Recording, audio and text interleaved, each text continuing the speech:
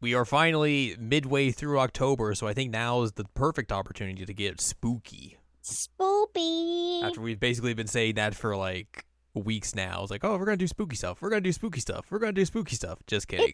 It took us time to do spooky stuff. Yes, you're right. We had other things on the docket to get through. So we're now ready to get spooky. And also, we got spooky news because apparently they decided this was the week for spooky news. So Yeah, apparently. we got that going for us as well. So that's what we're going to talk about today here on episode 304 of the Seasonal Anime Checkup OVA. It's a podcast where we have conversations about video games, anime, and manga. Hello, I'm Jared, joined as always by Doc Hal and Ladium. Hello. And yeah, we're going to talk about some presentations that happened this week, and then we're going to talk about a game we played through that had some very interesting twists and turns throughout it. Including George W. Bush. Boy, howdy, yep. W. You thought video games weren't political. Well, this week they're political. Yep. Oh, man. But before we get into all that, let's talk about the presentations that happened this week. Okay. So we had one franchise be revived from the dead. Which is wild. Yeah, Konami had a press presentation this week, I should say, for the Silent Hill franchise of all things. Of all things. Which is pretty wild. And then also we got another Resident Evil update for stuff coming to Resident Evil 8. We got more information about the Resident Evil 4 remake, and then some other stuff here as well. So let's dive into the Silent Hill stuff first. Okay. I've never played a Silent Hill game except for like the demo of 4, which was like the weird first-person one. So I'm a huge fan. Clearly, I've played 2. Okay. I have not. I saw that basically all the stuff got leaked beforehand because it was just in the metadata of their YouTube video that they were going to put out. Yep. It's like, oops. And I saw like they were going to do something with Silent Hill 2, and what I didn't like read into it that much, but I just presumed that like, oh, they're just going to re-release Silent Hill 2. That's what I thought, is that they would just re-release it. Like it was going to be one of those things on the one of the higher tiers of PS Plus. Yep. That's what I thought. That's all I thought. And then they're like, oh, no, we're going to remake Silent Hill 2. And I was like, oh, okay. So yeah, it is going to be a PS5 game with a 12-month exclusivity deal, apparently. So Xbox people do not get this for probably another year or so. Being made by the Bloober team, which got a lot of people not happy about. I would say I saw lots of people were big mad about that. Yeah, the Bloober team is like, they've done a lot of horror games, but like they're not great horror games, apparently. So, I've also heard that they do some like questionable content in terms of like mental health, which like Silent Hill 2 is about mental health. Yeah. You would hope that like, considering they're just going into a property that already has an established story and everything, that they can't really mess things up too much, but there's questions about it. Like it is obviously the graphics have improved vastly from the PS2 version of Silent Hill 2, but like what the shot where like the protagonist looks in the mirror got memed on a lot because like just the face he makes does not look good compared to the PS2 version, which is not a great sign. Nope. So yeah, like questionable thoughts and opinions from that reveal. They are making Silent Hill Towerfall, which is another game, apparently. It's being made by the people who made Observation and Stories Untold. Also, go ahead. Go ahead. I was gonna say, like, it has this part where it's like zooming in on a radio, but it had like a filter over it at first. I was like, is that a Game Boy? I wish. What is that? And it is not a Game Boy. Not you. He's like, what? You are a Game Boy. Why am I not a Game Boy? Who decided this? They're making a sequel to the 2006 Silent Hill film. Yep.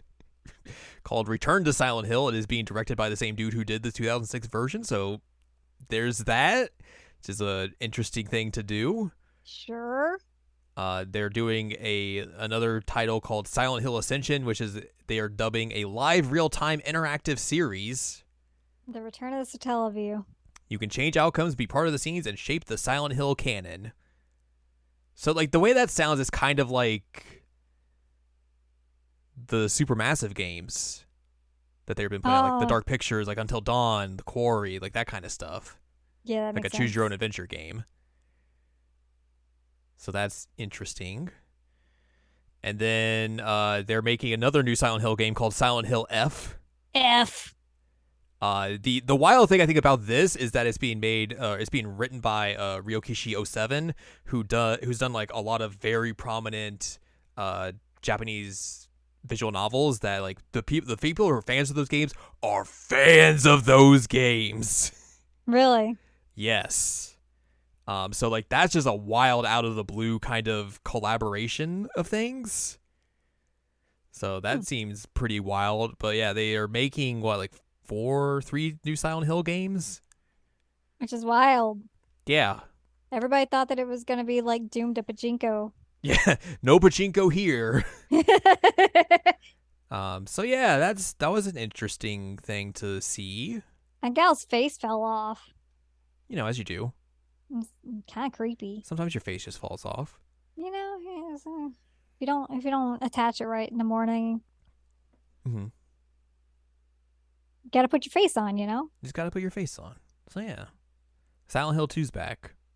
Yeah. We'll see how it goes. We'll see how that goes. I don't know if any of these things had dates or anything, but I don't remember any dates. yeah, these are coming out. Konami's making video games again. As wild Who as could to have say. seen that coming? That is true.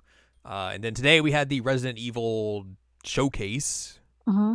They showed off the DLC for RE8, which comes out next week, I think.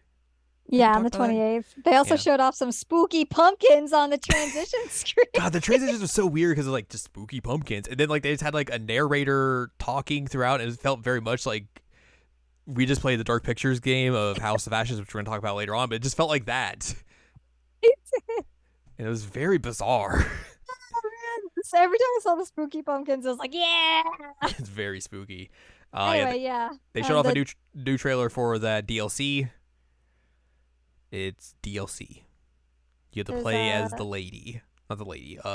Ethan's daughter, Rose. and she's going back to the village Yep.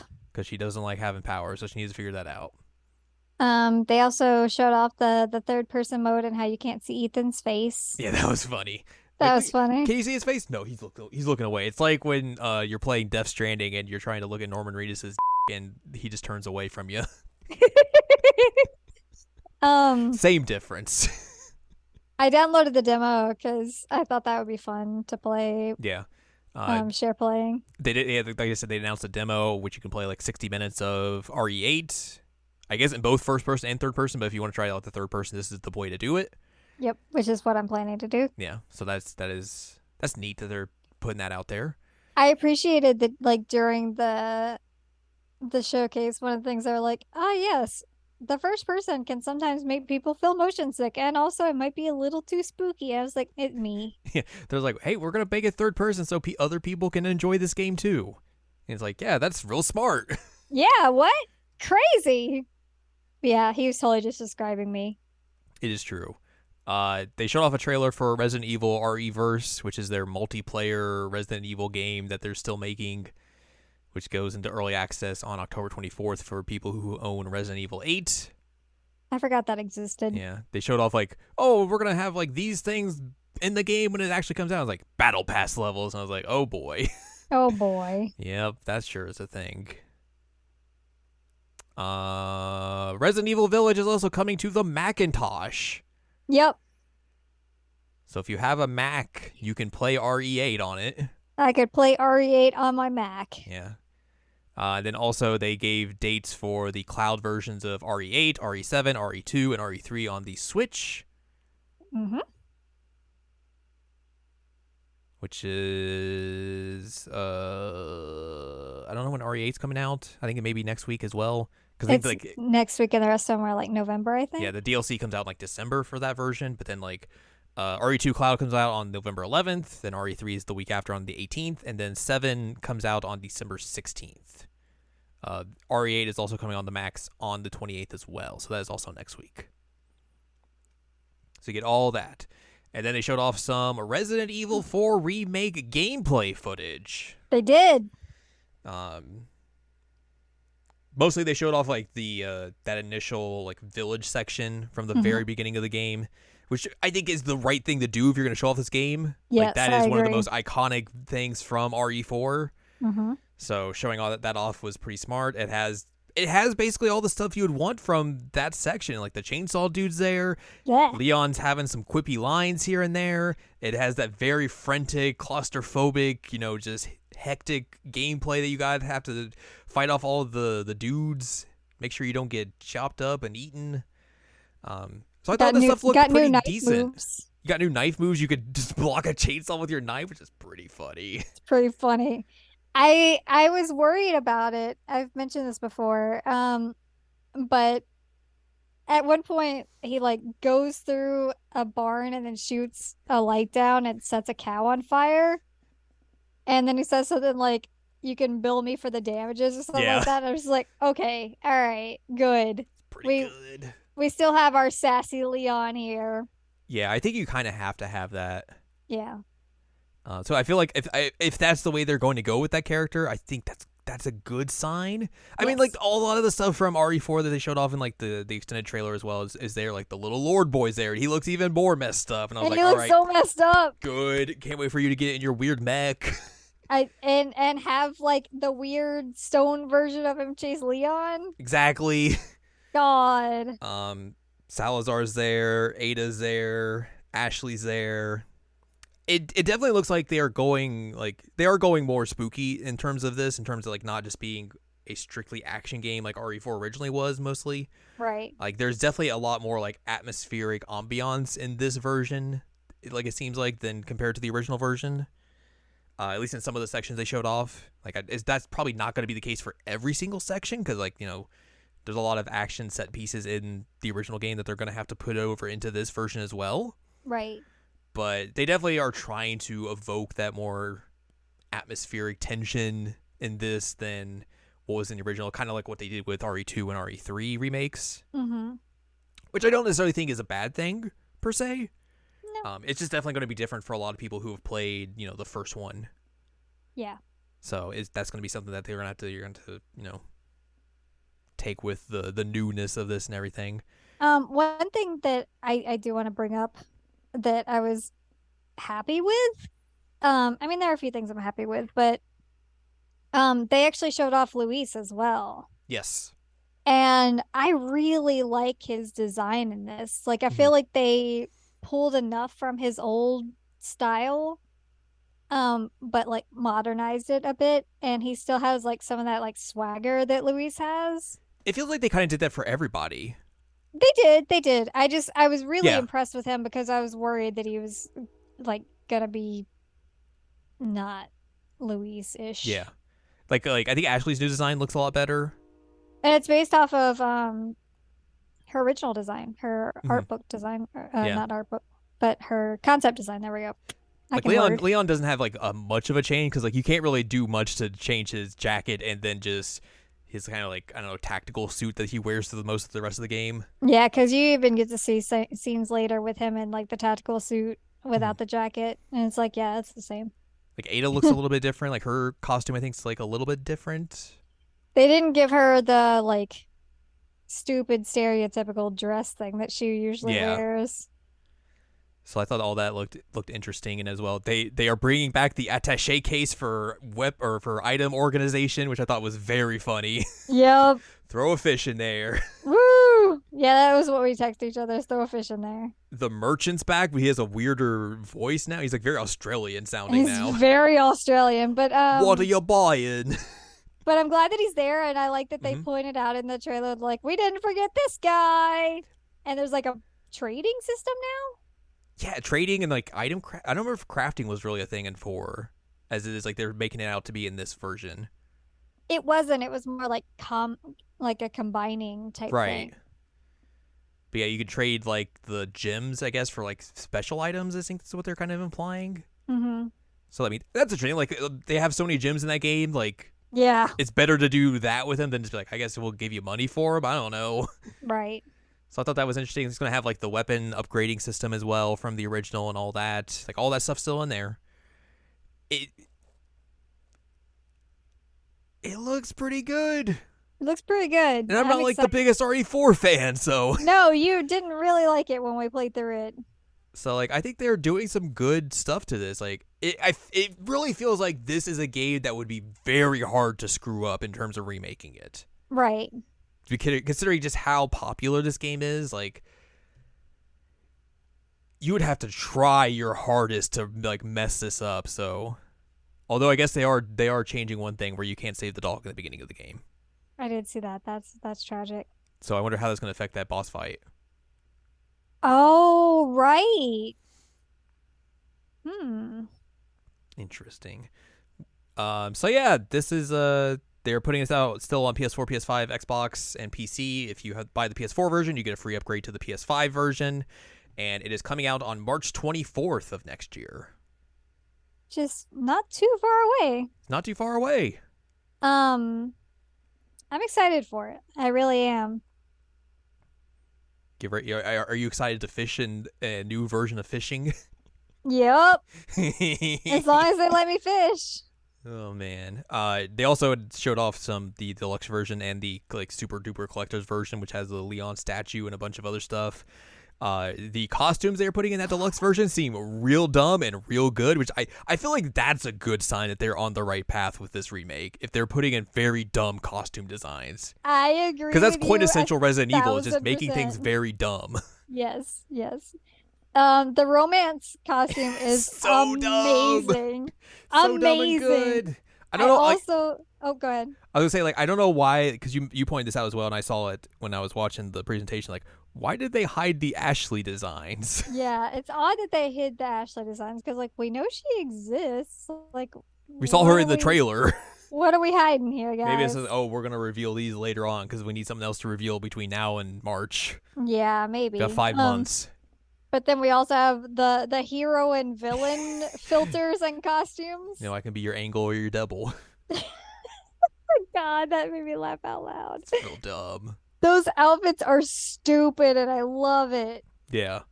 And then I was like, oh, you'll get a gold attaché case if you pre-order and a gun charm. And then there's like glasses in the deluxe version as well that you can get for some reason. I don't know. Yep. This is a whole bunch of weird which I think is very good. But yeah, that RE4 looked pretty good. Other than the dead dog. Other than dead dog. But I was impressed with what they showed. I was too. I'm really excited for it. So hopefully that they're able to, pull that video game off. Also, one thing that I want to point out just because I thought it was funny and seems very Leon-ish. At one point in the trailer, like you hear the police guys like that are speaking Spanish, like yelling for help over the radio and everything. He's like, "Hello, hello, please respond. Hello, I'm here. It's like, hello, bruh. Do you not even know the most basic of Spanish? Come on." No, it's Leon. He's a rookie cop. It's his first day. I love it. I love it. It's the most Leon thing ever. He's just like, "Hello, respond." It's like, yeah. You do work for the president. It makes sense. Also, they showed Hunnigan as well, briefly. They did. She looked great. Yeah. I wonder if she's the same voice actor, or if they got a different one for this as well, because everyone's like... She sounds different to me. Okay, I wasn't sure. Like, you would know way more than I would, so... Yeah, she sounded different to me, but I could be wrong. One thing I will say before we move on... Okay. ...is that the Resident Evil 4 producer Yoshiaki Hirabayashi said... There are no concrete plans to develop a remake of Resident Evil Code Veronica. Yeah. But if the opportunity comes, maybe. Because God, they need to remake. They really need to remake that game. Really need to remake it. And it's actually like very plot relevant. They need it. Mm-hmm. Very much so. Anyways, yeah, so that is the Resident Evil showcase doohickey thing that they did today. Mm-hmm. Big spooky news this week. Big spooky news. Anyways, now it's time to talk about another spooky game. Yeah. So we played through the third game in the Dark Pictures anthology, House of Ashes. Mm-hmm. The third game of the first season or volume or whatever they're calling this, I forget. of the If Dark it's Pictures seasonal. anthology, and it is spooky and weird.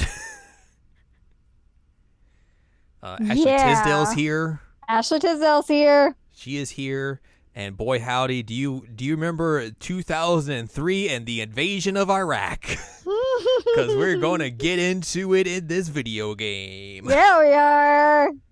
Oh boy. What a weird just place to put this game in. Like a weird setting to Yep. put this video game in. Yep. I mean, it works, I feel like. It does. It was just I was yeah. I also just didn't expect it to be quite as rooted in the war in Iraq as it is. Yeah. Like it very much is. And it is this is a very political game, let's say. Because like What? there's no bone or there's no way around getting to that, excuse No. me. Because you can't have this game in this setting and not be political in any sort of way. Like that's just impossible. Right. But yeah, we'll get into all of that as we talk about this game. This game came out last year on October 22nd, 2021. So a year ago to this day. Nice. When this episode comes out. Is available on the PC, the PlayStation 4 and 5, the Xbox One, the Xbox Series X and S. And yeah, spooky games. It is very much similar in the vein of, the other Dark Pictures anthology games, Live Until Dawn, whereas like the choose your own adventure style of narrative, you are controlling characters, you are making decisions for them, and your decisions determine the fate if they survive or they die. So there's all that. Let's talk about some of the development in terms of the story, the setting, and how they cast people, the music, all that sort of stuff. Let's do it. House of Ashes is the third game in a series of 8 planned for the Dark Pictures anthology. The films Aliens, Predator, and The Descent, the book at the Mountains of Madness, and the myth of the Curse of Akkad, I think that's how you pronounce that, I don't know, maybe, serving as inspiration for the team. House of Ashes is the first in the series to be available on the PS5 and Xbox Series X, making use of the next generation graphics and resolution the new platforms provide, and also making things a little funkier than normal. Because we definitely had some funky issues with that. Yep. Game director Will Doyle described House of Ashes as a creative feature and an exploration horror game about an ensemble cast of trained experts who are beyond safety and unable to get back up for a critical mission in a secluded location, where they encounter threats Doyle described as horrible and inhumane. Like the others, you're not wrong. No. Like the other installments, House of Ashes was designed to be a standalone story, but Supermassive games include Easter eggs and callbacks to previous and future installments to create a shared universe within the anthology. Character models from House of Ashes' predecessors were used in this game. Yep. Okay, yeah. No, I just threw me off, remember? Yeah. It was just the last sentence of here just like not really necessary for what I needed to say. Supermassive Games spent an extensive amount of time designing the monsters, the most complicated of their kind the team had made as of the game's release. To make the creatures lifelike, developers used both motion capture and hand animation. Executive producer Dan McDonald, in an interview with PC Games In, said Supermassive focused on determining the monster's physiology to achieve an otherworldly effect, which they did using a bunch of props, stilts, and other things. Doyle also said the monster designs were created to be faceless so that they would appear incomprehensible and unempathetic and inhumane enough to bring out the humanity in the protagonist. The developers implemented 2 new gameplay features for House of Ashes as a result of fan feedback on prior installments in the anthology.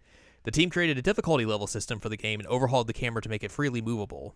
Because many scenes in House of Ashes involve spookier and more spacious areas, Supermassive found it appropriate to give players total control over the camera, which would aid in exploration and allow players to appreciate the cavernous locations. Doyle said after the release of Man of Medan and Little Hope, he noticed fans were divided about the difficulty of the QTE mechanics. Many found the prompts too easy, but others found them too hard. In House of Ashes, players are able to toggle the speed at which QTEs appear and remain on screen, which they also invoked like a lot of different accessibility options in the game as well, where like you can just make it so every QTE is a single button, so you don't have to guess every time, and also you can change the button mashing to hold, although sometimes it didn't work, which was weird. Yeah. But it was still a good option because that button mashing can be a problem for people, and We implemented both of those because we're like, yep, screw that. Yeah. Just much easier. Yes, much easier. Worked very well. Mm-hmm. Other than when it didn't. Yeah. Let's talk about the Iraq War. What a sentence. McDonald said while the game is set during the 2003 invasion of Iraq, they did not intend war and politics to be its primary focus. Well, sorry. Yeah, whoops. The developers tried to treat the setting with respect. According to Tom Phillips, Doyle thought movies depicting conflicts like the Iraq War tend to dehumanize people from opposing nations. With that observation in mind, he and his team wanted to include an Iraqi protagonist in the main cast so they could represent people from both sides of the war in a nuanced light. And he was the best character in the game. Honestly, yes. Yes. To add further complexity, Supermassive also ties several aspects of the character's backstory, such as Salim's desire to leave the war and go back to his son, to the invasion. During the game's production, the team consulted military specialists and Arabic speakers to ensure their depiction of 2003 Iraq was grounded in reality, and the plot script was of good quality. Supermassive attributed the decision to set the game in Iraq to the country's abundance in myths and folklore the team could incorporate into the story. The developers believe the 2003 to 2011 Iraq War would make an interesting departure point for the development of the 5 protagonists, allowing them the opportunity for character motivations, relationships, and dynamics developers found compelling, sympathetic, and complex. And then let's talk about casting. Supermassive approached actor Ashley Tisdale, who is known for her appearances in the High School Musical series, during the game's development, and asked if she could portray protagonist Rachel King. The developers wanted to cast someone who could exhibit a tough personality, but was simultaneously capable of showing a soft side. Tisdale agreed to provide Rachel's voice and likeness because she felt the project would expand her career experiences outside of her usual roles in comedy. Sure. All right. I'm telling you, it's because Brenda Song did the other one, and Brenda Song and Ashley Tisdale were in The Sweet Life together. Mm-hmm. They were just like, yo, we should be in video games. They're like, yeah, we should be in video games. She became the installment's female lead actor, making her debut in the video games industry. During the filming process, Supermassive recorded Tisdale's physical movements and those of the game's other actors to create animations for the character models. To comply with social distancing protocols during the COVID-19 pandemic, actors had to avoid bodily contact with one another while enacting their scenes. Their movements were digitally edited in post-production to give the impression of contact, which is why probably that kissing scene looked terrible. I didn't get to see the kissing scene. You did not, but it was bad. Oh my. In an interview with the developers, Tisdale recounted her experience while acting for House of Ashes and expressed her excitement in her role as a CIA operative in the game. She said, "I'm obsessed with the CIA, so I was very excited to play a character like Rachel because I haven't gotten to do that on TVs or movies yet. I am more known for obviously doing comedy, but this is like, you know what? For me, I've always wanted to do an action film, and I'm living out my action dreams acting for the game because, yes, it is scary, but there is so much action adventure in it, and it's pretty cool. It's pretty wild. Everyone's really cool. I mean, we all have so much fun, and we kind of are just like, or we kind of are just like here, kind of killing it. They just left that all in verbatim. Didn't clean that up at all. According to Kimberly Wallace from Game Informer, every game in the Dark Pictures Anthology series includes one high-profile actor as the game's lead, because they did that in the other games. There you go. Music was music. There you go. Music was music. Oh my god, what does that even mean? Yeah, that means it was music. Okay. And then they put the teaser into Little Hope, which we saw at the end of that game. They unveiled the game officially on May 27th. They showed off a trailer at the E3 2021 Summer Games Fest, and another at Gamescom. Mm-hmm. And they put a demo out for people to play.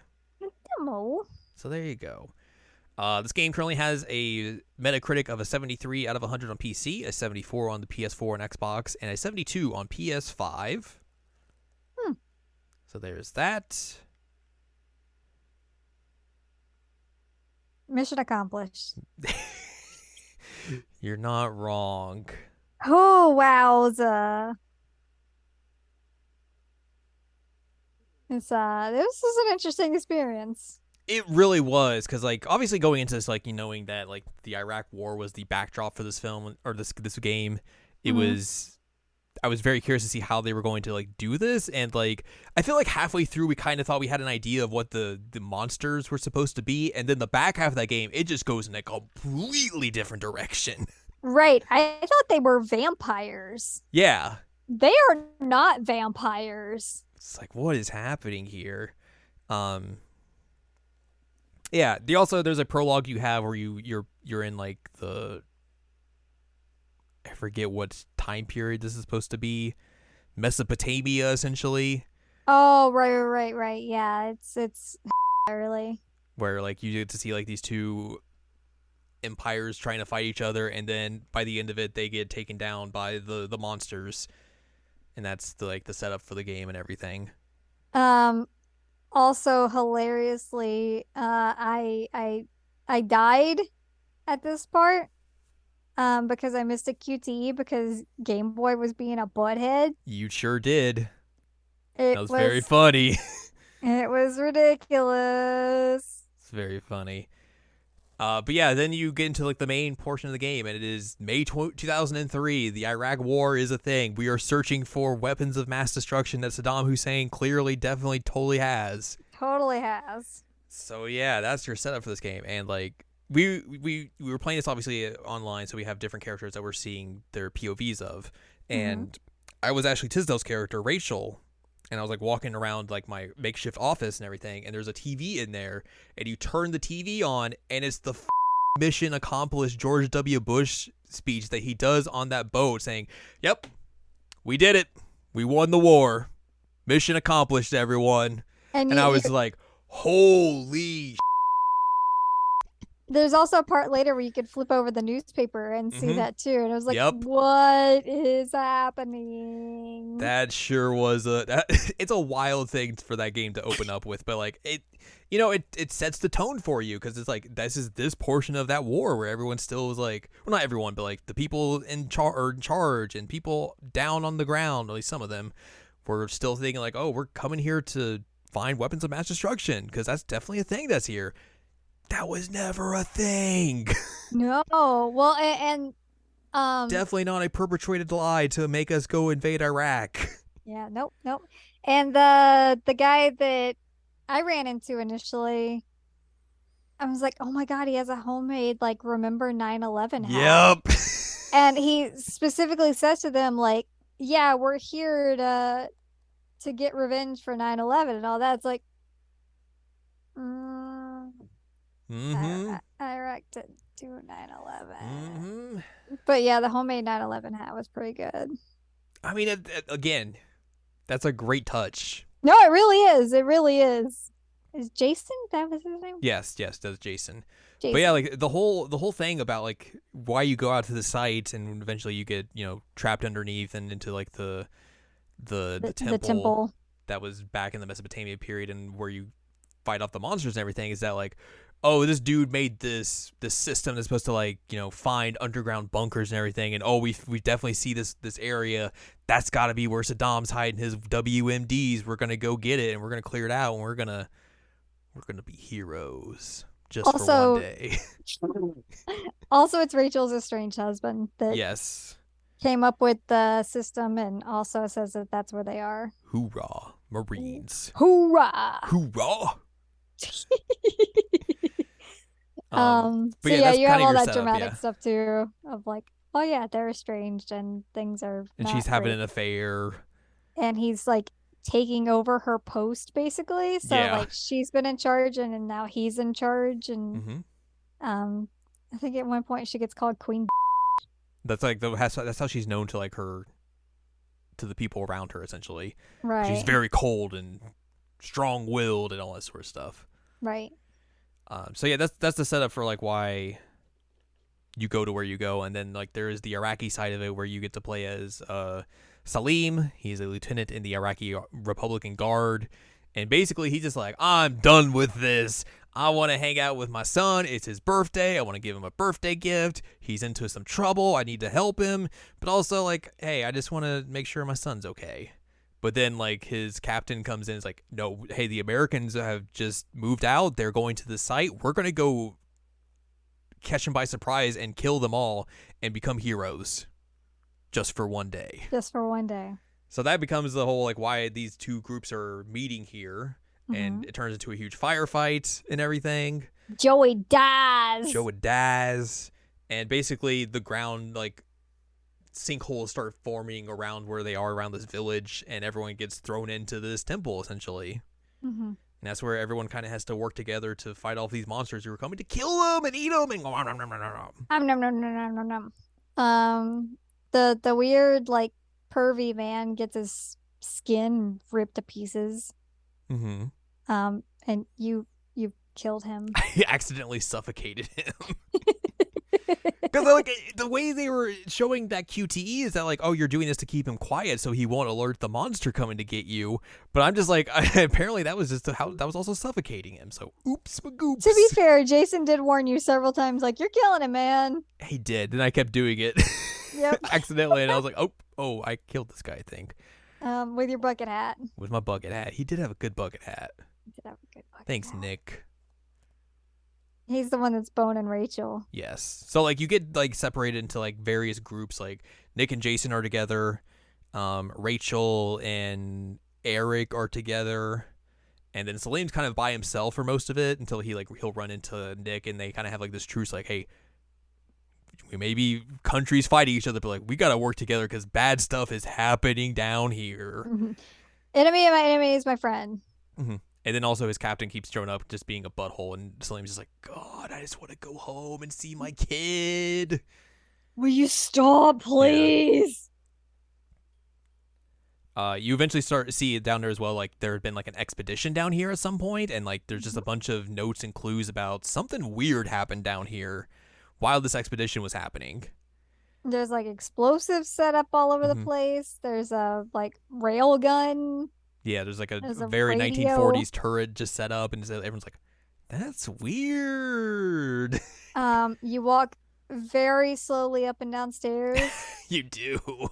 Very slowly. Very funny. Holy moly, do you go slow. Mm-hmm. But yeah, everybody's like, huh, this is weird. This isn't right. Salim's the one who kind of first knows that, like, hey, these monsters are very tough. Like a vehicle falls on one of them he's trying to fight off and it doesn't kill it. So he has figures out oh, I can stab them in the heart and that's what kills these things. Like he's the first one that actually has to fight them because yes. the others end up running from them at one point, but he has to actually fight. Yeah. So he learns that's the way to do it. Like guns aren't doing anything to them. So you got to shake them essentially. Or they get sun. Or they get exposed to the sun. They don't like that. So that's also a thing they can use to fight off that. But eventually everyone kind of funnels together and there's a big scene where they have to fight off a bunch of them coming at them. One of your team members gets one of the US team members gets bitten at early on and starts turning into one of them. So you have to decide do I just let this person go or do I keep them with us? And we were trying to be nice, oh, she'll be fine. We'll figure out a cure. And then she turned and killed one of the dudes. She killed Eric. Ripped his dang throat out. Yeah.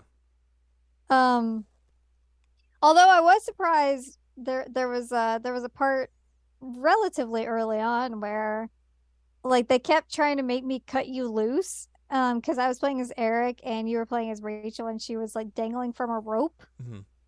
And they kept giving me the knife and be like, "You wanna do the QTE and cut it?" And I'm like, "Nope." Which I guess I would have been fine regardless. You would have been. Apparently there is a choice that could have happened, and I don't know what the. I think it's a situation of Jason and Nick have to get there in time, so you can't have them slowed down by anything. Mm-hmm. But if that had not happened and I had not cut you loose, apparently Eric would have died then and gotten split on a stalactite. Ouch. Yeah. Remember that I told you about I saw a vision of that happening? Apparently that was him. Oofa doofa. So apparently I was not making the correct choice there, but it worked out anyway because nobody died at that point. Yeah. But we did we did die eventually. And then Ashley Tisdale was in the blood pool. In the blood pool. You missed out on the blood pool. I did. Blood pool was messed up. I didn't get to see the blood pool. Just a bunch of bones everywhere, just a river of blood. Oof. And one of the monsters trying to get you. It's real messed up. But anyways, yeah. Yikes. That was all messed up. But yeah, eventually everyone like I said, they all work together, and then after that big fight, a lot of them get split up again. Well, and you also see apparently they refer to him as the Ancient One. Hmm. Um but in this case it was the guy that you were playing in Yes, the prologue has because he's the turned one that into this survived. like Yeah, really creepy messed up version of these guys and is like ready to ruin your it's day like immortal and like just super strong. and very fast. Hmm. Um so yeah, you get some interest. Also at one point Jason hears Joey Yeah, and gets attacked by a weird vampire version of Joey. And it's like, oh. And you get to read all these things about the expedition and what went wrong. because it's basically one of them on that expedition got turned as well, and it just went very poorly. Yeah, and apparently like the lady who financed it knew that all this was down here anyway and was just like, hey, hey, hey, hey, hey, I let's go want check it power. out. Immortality is nice, right? Um, probably if we had made Eric and Rachel get along better, they probably would have survived. Um, To be fair, they both died in ways that I don't think either of them would have been able to help. Unless we had taken out the girl and made sure she didn't get in that room, or we'd taken care of her earlier on, he probably would have been okay. yeah, yeah. Well, they both would have been okay. They both would have survived because if she's not in that room, then he lives. And you ended up getting bitten as Rachel because you went to go help me. Right. So they both would have actually survived if we had just offed that gal. True. Whoops. I mean, Ashley Tisdale does go out in a blaze of glory in this game. At least in our playthrough, she did. In our playthrough, yes, she did. She took some white phosphorus, and they did not go well for her. I mean, it went exactly how she wanted it to. It's true. That's how she wanted it, but everyone else is like, oh boy. Which I guess is like interesting as well because like they show early on in this game are like, here's the supplies we're gonna bring, and like one of them's like, hey, let's bring some of this white phosphorus, and they're like, we can't do that, and they're like, I'm just gonna know, which is Yeah. like, yo, that's bad. Yep. Yeah, don't do that. Because that stuff is just like it'll burn you just very poorly. There's obviously like Spec Ops: The Line is very famous because there's a scene in that game where like I think it's U.S. soldiers or something use white phosphorus on their enemies and it's just super f***ed up. Really? Yeah. Oof. So like that was the thing. I was like, oh boy, that's not good. But yeah, Yeah, that you was had to explain it to me what it that was. was the thing. But once you get everyone separated, this is where the game's like best parts come in, and Yes. that's where you get like the unlikely pairing of Salim and Jason. The buddy cop duo, like holy this duo is so good Mhm. together. It's amazing. They are untrusting at first because Salim is obviously an Iraqi soldier. Jason is very gung ho USA jingoism Marine. man, very racist. Yep. Yes, very much so. He's just very much in that early 2000s mindset that all the people from the Middle East are bad and they should all die. 9/11, remember, never forget. I Yep. joined because I wanted to fight them, which we learned later on isn't the case. Isn't the case at all.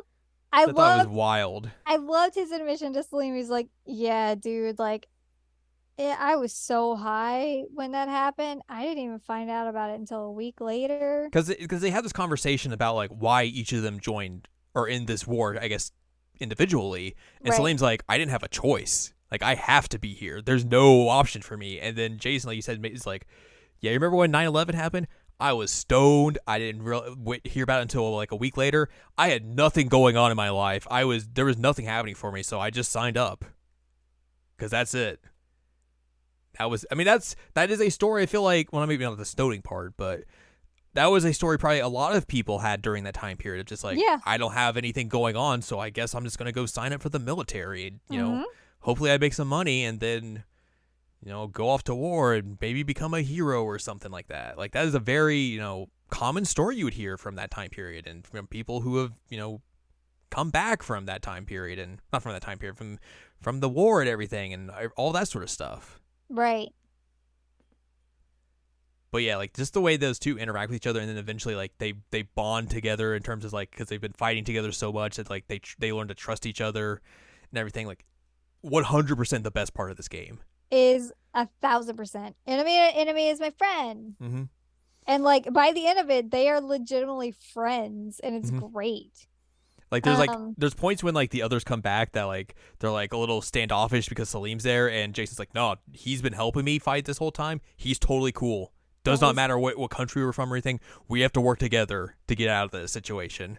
Like there's a part towards the end, which we haven't even talked about that part yet, but yeah, there's a part towards the end where Nick's like, yo, like we can leave him, it's fine, like let's just go, and then me as Jason's like, no man left behind, he's one of us, let's go. Yeah.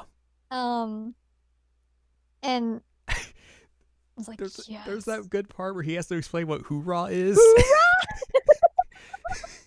And then like him it's Jason, Nick, and Salib, and they're on like the elevator going up out of the area they're in, and the two of them go hoorah, and it seems like there's an option for you to be like, oh, that was real wild, or you can be like hoorah. That's what I picked, and they're like, yeah. Because there's this part earlier where they make the hoorah, and Salim's like, what is that sound you all just made? Because that was weird. And so they tried to explain, like, yeah, it's a Marine thing, like, hoorah. And so he's like, okay. Yeah, the elevator was like, hoorah. I was like, you're good. We're a team. So good. Really, really good. I love how happy he was when he did the hoorah. But yeah, the thing we are very much skirting around is the fact that they go down like further into like the depths of this temple, and they find basically alien technology that are making these monsters. So you know the aliens meme? Yes. This is the aliens meme. 100%. Because it was aliens the whole time. Like there's just giant cocoons where they come from. It's like a whole vast, essentially like a factory of how they get made and everything. Mm-hmm. And they're all just like, oh God, we are in trouble. And they talk about how like at one point they were like friendly. Mm-hmm. They like communicated through like music or something like that. Yeah, and then I forget what went wrong, but something went wrong, and then they like are very violent now. Yeah. So that was a whole thing, and basically you have to like try and blow up these cocoons in order to have a way to escape, and make sure like you don't have just a bunch of vampires coming after you. This is where Ashley Tisdale died for us, because we got all of them down there. But then she was starting to like exhibit symptoms of like turning, so they're like, what do we do? And she basically especially like, when she started doing the music stuff, she's like, this hurts, ow. Yeah. She just takes one of those white phosphorus grenades and like just crouches down, knifes it, and blows up. She's like, sorry guys, boom. And they're like, Nick is very sad. Then. Yep. Rip. But then you got to go plant some bombs.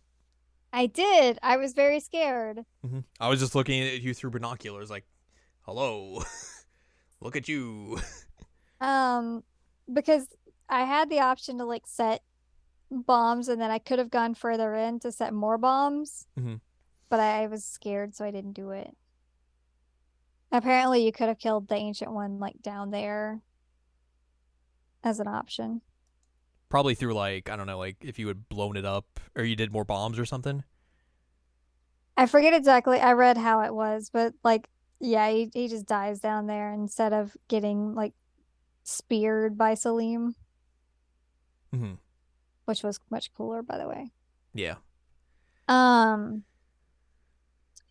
Also, one thing that has nothing to do with aliens, but I want to bring it up, is that there's this really interesting thing that keeps coming back up with Jason and Nick, that Nick is dealing with a lot of trauma because of a woman that he killed at a checkpoint. Mm-hmm. Yes. And Jason keeps trying to tell him, like, you know, dude, we got to move on. We got to move on from this. But what was going on is that they were at a checkpoint, and there was a woman who had a bag with her, and Jason told her to stop, and she kept coming. Mm-hmm. And Because they I so, think they mentioned as well like this checkpoint had been attacked by suicide bombers in the past, so that's why they were like very correct. high on alert and everything. Yes. And so she kept coming, and so Jason made the call, like, hey, she's got to go. So Nick shoots her, and they go and check, and her bag was just groceries. And they found out that the reason that she didn't listen to the commands is because she had headphones in. Mm-hmm. And so Nick has been like real messed up about this. And it's actually like part of the reason that like him and Rachel actually like start dating. Yeah. Which like that can go places because you could be like, do you love me after like a 3 week relationship? It's like, oh Love God. me. Oh God. Um, but there's a scene where you have an option with Jason that you can like either brush it off or you could be like, yo, actually like I'm struggling with that too. Because he goes into it with Salim about it. Mm-hmm. And it's actually more powerful, I think, when he goes into it with Salim because he Mm-hmm. explains like he like tears up when he's talking about the fact that she had the headphones in. Yeah. Um, but you know, he's been trying to act like all macho and tough, like, oh, it doesn't affect me, it doesn't affect me, whereas Nick's like really visibly struggling with this. Um, so we're dealing with like wartime PTSD and like Mm-hmm. the loss of innocent life because of this paranoia and all this that's like not what I would expect in this game where we're looking at alien vampires. Yeah, there's a lot of layers to this game for sure. Yeah, it's like a Shrek. It's an onion. An ogre, sorry, that's what I meant. Oh man. Um, I did not expect coming out of this game that Jason would be one of my favorite characters. Yeah, same. I did not expect. Because I he's expected him very to be like the worst character to deal with. 100% because he's very brash in the very beginning. He's very much like the kind of character you would expect, like of you know generic, not generic, but just like prototypical U.S. Army guy. Like rah rah America Yeah, Marine. especially from this time period. So like that's Mm-hmm. kind of like the impression you get from the very beginning. But then like as it goes on, and then once you get to, like the relationship with Salim, like it just opens up way more for his character than you initially would have ever gotten. And one thing that I'm disappointed about is that like Nick would even bring up the whole like, well, he's not one of us, we shouldn't save him type thing. Because Nick is struggling with this whole like not saving an innocent person. Mm-hmm. And he's like, oh, we'll just leave Salim back. And it's like, what? Like, where did that come from, buddy? Yeah, that part's weird. Um, but yeah, Jason's like, nah, Nah, no dog. man left behind. That's Um, right. but I do like that like Salim has to save Jason from getting like skewered by the Ancient One at one point. Mm-hmm. It was pretty good. Yeah, yeah, there are a lot of places this could have gone, and um, you know, probably would have helped if we had not lost two characters, but it's fine because they weren't really that great anyway. Yeah, you're not wrong. Yeah, they both kind of sucked. We basically made an admission like halfway through the game, like we were saving Salim no matter what. Yeah. He is the No, character that has to not die throughout this game. that was legitimately the only thing. By the end of it, I was also like, all right, Jason's got to live Yeah, too. yeah, yeah. But like you said, like part way through this, we're like, okay, everybody else is terrible. Salim will survive. Salim's gonna go see his son again. That's all that matters. I feel like the last section of this game where they're back above ground and like the solar eclipse is happening and they're getting attacked, like we were like just so zoned in and focused in on those QTEs that we're like, we are not messing these up. No one is dying here. We are Which walking yeah, out of this building. all three of us are gonna make it. Yeah. Which that's also a thing that like they get out from weird alien Vampireville and like yay, everything's fine. We're gonna call the Americans and we're gonna get a rescue. It's gonna be great. And then the solar eclipse happens and it's like, oh. You thought. So you have to fight, like, I think you have to survive several minutes of like QTEs Mm-hmm. fighting off. Not only do you have to fight off the like regular monsters, but you have to fight off the ancient one as well. Yeah. Which again, if he had died back at the blowing up stage, he wouldn't have been there. Right, right, right. Which dang. Um, I got too scared. Too scared. We just had to make things harder on ourselves. More Sure, challenging. sure. But yeah, we were both like, Salim can't die. Nobody else can die. Super focused. But yeah, you survive that. The sun comes back, and they all get fried, and then the U.S. helicopter comes, and they're like, "What the heck happened here? Y'all good?" And everyone gets taken out, and they're all good to go. Ish. Because then we go back to the like camp. I had a stupid name. Yeah, I don't remember what it was either, but yeah, It was like one of Saddam Hussein's like palace palaces. areas Yeah. that they took over. We go back and like the three surviving people are trying to explain like what the heck happened. No one's believing them. Salim's just like, man, just let me go home. I want to see my child. His hands are tied, which is lame. He does make like a vague threat at them, which I was like, buddy, please don't do that. Um, and then like we get to see Eric in a body bag and like, oh, he had so much potential. But And Rachel's just charred bits. yeah, and they're like, oh, this is all we found left of her. Not much to identify. She had more potential than he did, and this is kind of his fault because of his Stupid weapons of mass system, destruction. yeah. Yeah.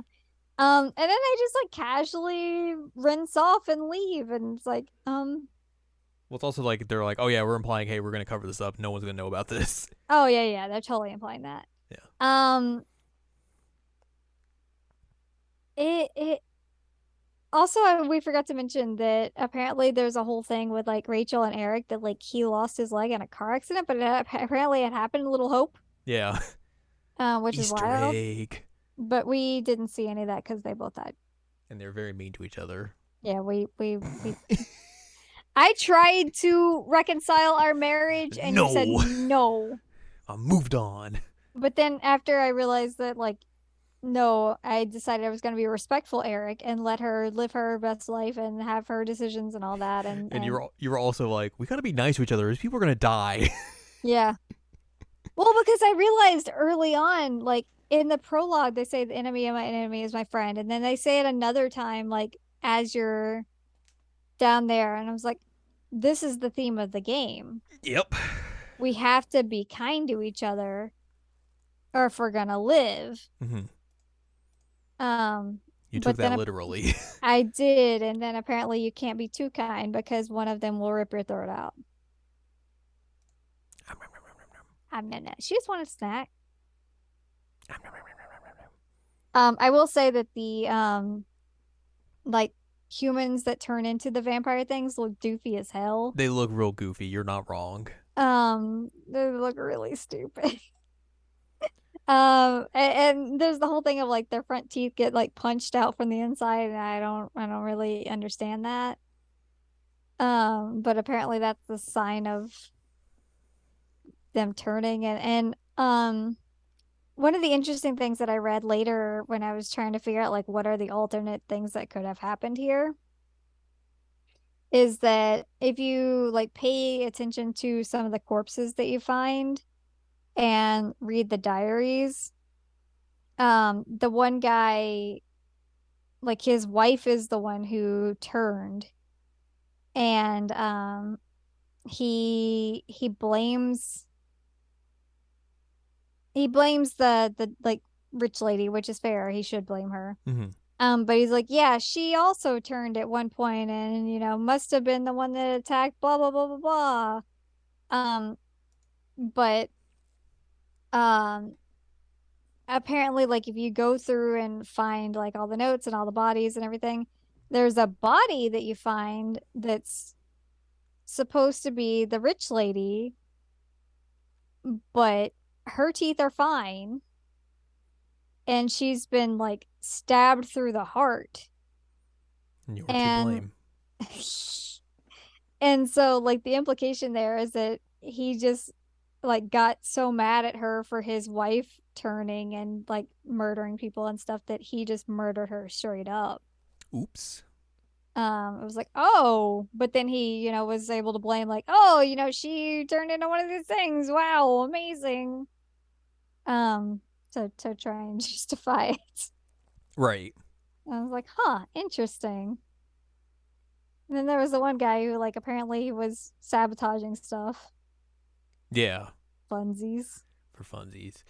I don't know if we got this in our ending, but apparently in the if you save everyone ending, there's a good handshake scene between Salim and Jason Ah! where like they shake hands and Jason tells him like, hey, tell your kid happy birthday for me. And Salim tells him, goodbye, my friend. Oh my God, we didn't get that. I wish we had gotten Which that. is very good. Oh man. Oh man. I love it. Those two are the only reason to play this game for real. Honestly, you're not wrong.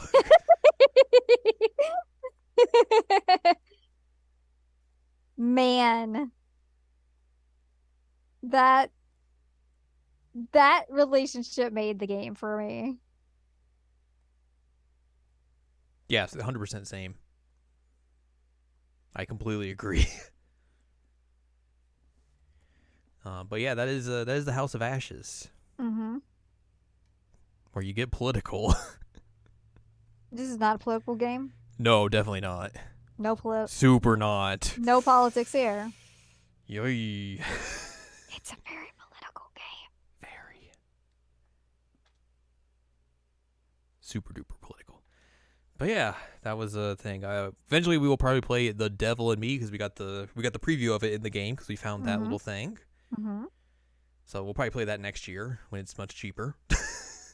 The season 1 finale of the Dark Pictures Anthology, where we'll go to a spooky murder house Yay. with some filmmakers. Yay. Go on a ghost adventure. Oh no. Yeah. We'll probably also play the Quarry at some point as well, whenever that gets probably cheaper. Yeah, makes sense. To see what's up with David Arquette, And Brenda's song. former WCW World Heavyweight Champion David Arquette, Oh my God.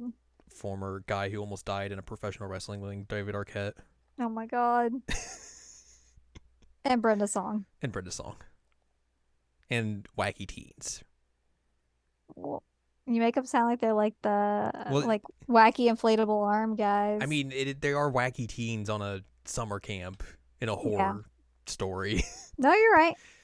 Bad things are gonna happen. You're not wrong. But yeah, we'll eventually play those at some point and talk about those. But that's gonna do it for us this time. Mm-hmm. So if you'd like more from us, head on over to seasonalanimecheckup.com or sac.cool where you can find past episodes of this podcast and other podcasts like Jared Now Watch. You can also find columns and reviews on the site as well. If you'd like more from Anladium, go to anladium.com. She's got columns and reviews. You can follow us on Twitter and TikTok at Anime Checkup. You can buy our books, One Shiny Moment, a critical analysis of Love, Life, Sunshine, and Hot Tubs and Pac-Man on Amazon.com. And you can support us on Patreon, patreon.com/SACOVA. Buy us a slice of pizza, get access to unedited versions of the podcast early, and a whole wealth of bonus content as well. Next week, we will wrap up Spooky Month with a spooky series. Mm-hmm. Because, we talked about this franchise today. Yep. But we didn't talk about this series yet, because it's time for us to talk about Netflix's Resident Evil series that got canceled after one season. Yay! So we'll talk about Albert Wesker's daughters. Yep. And what other stuff that happens in that. Who knows? Bunnies. Bunnies.